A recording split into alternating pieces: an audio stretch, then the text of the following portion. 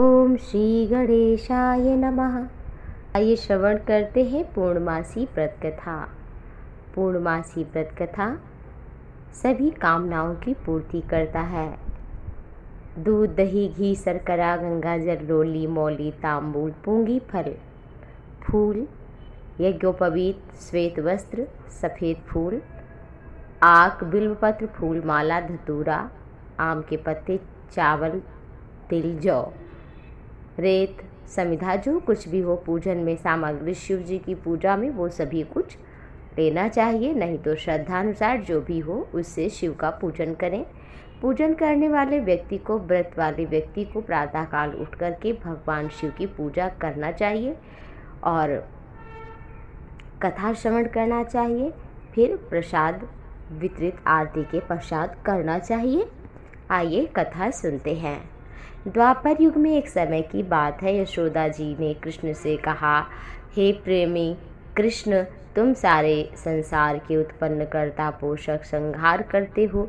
मुझसे कोई आज ऐसा व्रत कहो जिसके करने से मृत्युलोक में स्त्रियों को विधवा होने का भय न रहे, सभी मनुष्य की कामनाएं पूर्ण करे। कृष्ण बोले, माँ, बहुत ही अच्छा प्रश्न है।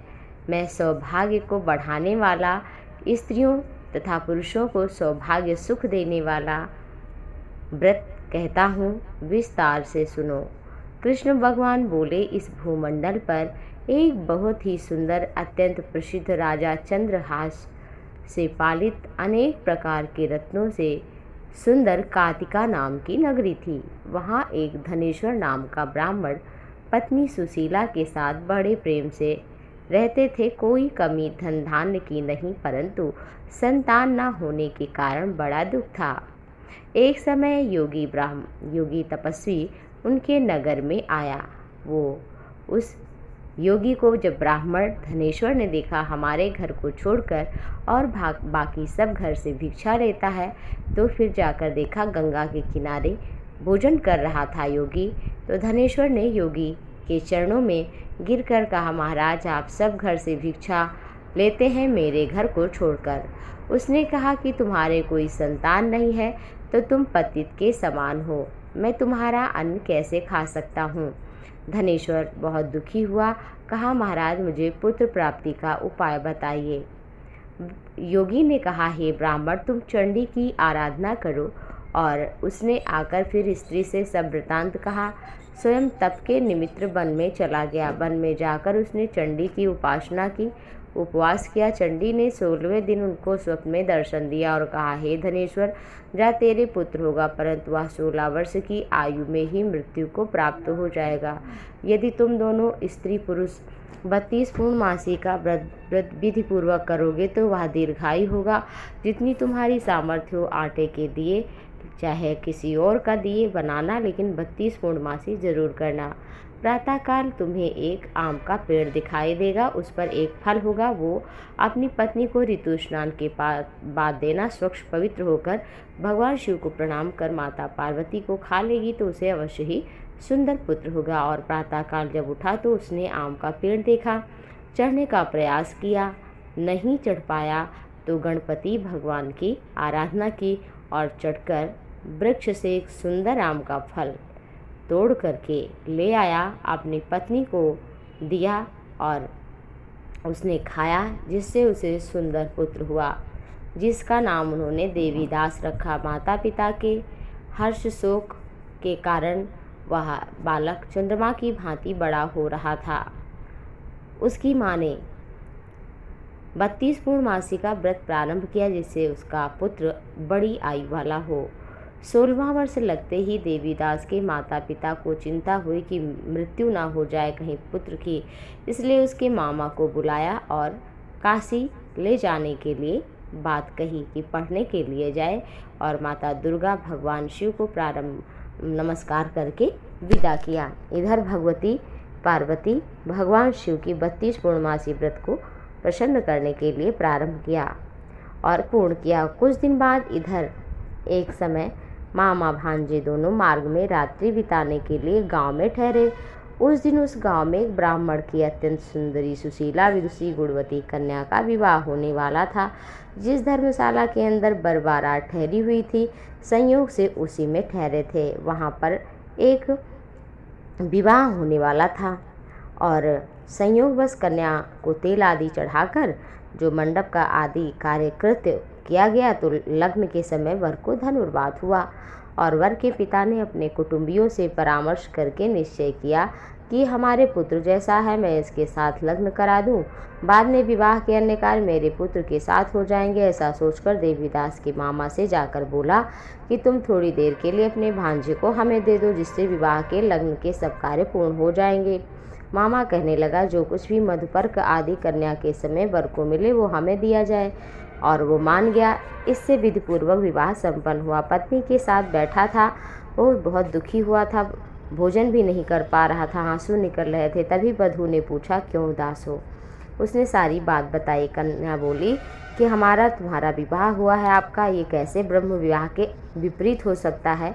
ब्राह्मण देव अग्नि के सामने आप ही मेरे पति हैं, इसलिए आप की पत्नी हूँ, अन्य की नहीं। तब देवीदास ने कहा, ऐसा मत करिए, क्योंकि मेरी आयु बहुत थोड़ी है, मेरे पश्चात आपकी क्या गति होगी, इन बातों को सोच लो।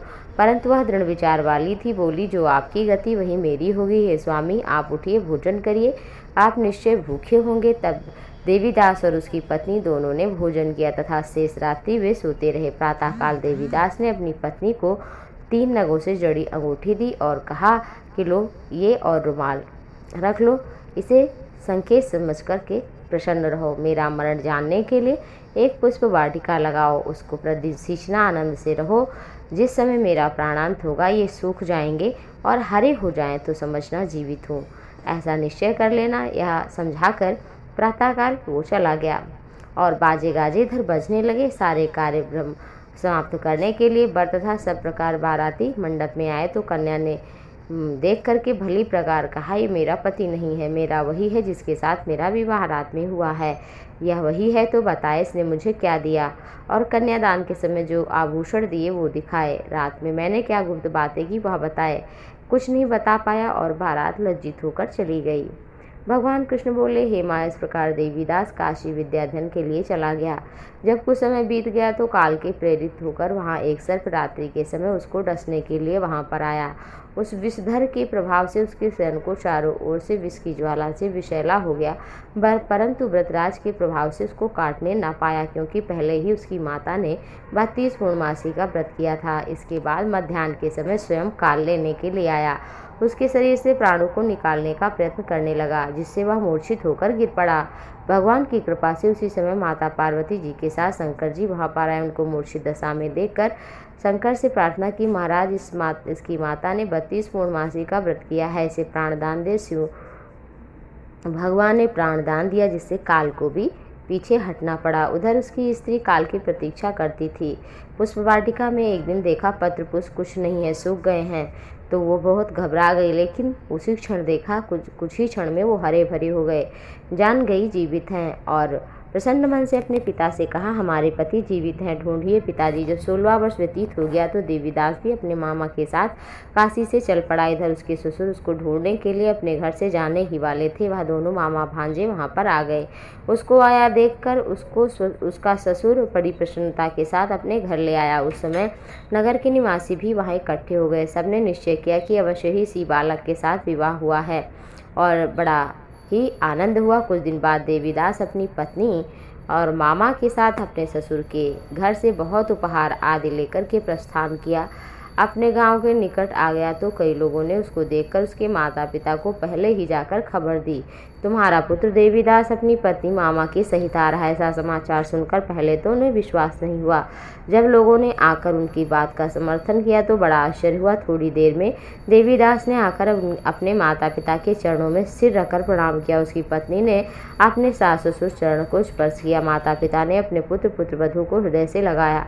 आंखों में प्रेमाश्रु बह चले। अपने पुत्र वधू के आने की खुशी में धनेश्वर ने बड़ा उत्सव किया, बहुत दान दिया। श्री कृष्ण भगवान बोले, इस प्रकार धनेश्वर 32 पूर्णमासियों के व्रत के प्रभाव से धनवान पुत्रवान हुआ, और जो भी स्त्रियां इस व्रत को करती हैं उसकी बहू ने भी घर में कदम रखा, जिससे उसका घर धन धान्य पुत्र वधु से भर गया और उनकी समस्त कामनाएं पूर्ण हुई, दीर्घ आयु भी हुई।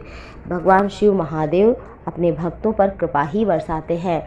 इसलिए भगवान श्री कृष्ण बोले, जो भी अपना उद्धार चाहे, सौभाग्य का उदय चाहे, भाग्य का उदय चाहे, धन धान्य पुत्र पौत्र तथा पति की लंबी आयु, घर में सभी प्रकार के सुख चाहे, उसे इस पूर्णमासी व्रत को अवश्य ही करना चाहिए। इससे महादेव उसके परिवार पर, उसके जीवन में खुशियाँ भरते हैं। आप सभी पर महादेव शिव शंकर की कृपा सदैव बनी रहे। प्रेम से बोलिए भगवान शंकर की जय, माता पार्वती की जय। ओम नमः शिवाय। हर हर महादेव। नमः पार्वती पते।